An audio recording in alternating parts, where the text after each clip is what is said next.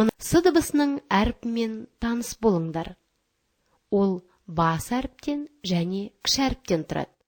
Сының бас әріпі бір ғана элемент доға сызықтан тұрады. Үлкен жолдың ортасынан сәл төмен қаламыңды қой. Оңнан солға қарай доға сызып, жазу жолының төменгі сызығына дейін доға сызықты оңға сәл көтереміз.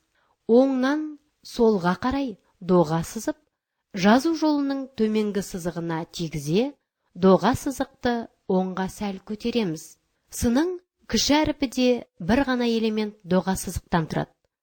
Жазу жолының үстіңгі сызығынан сәл төмен қаламыңды қой.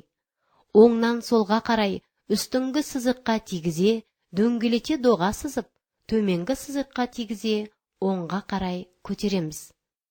Енді дәптеріңді ашып, менімен бірге С әріпін жазуды үйрен.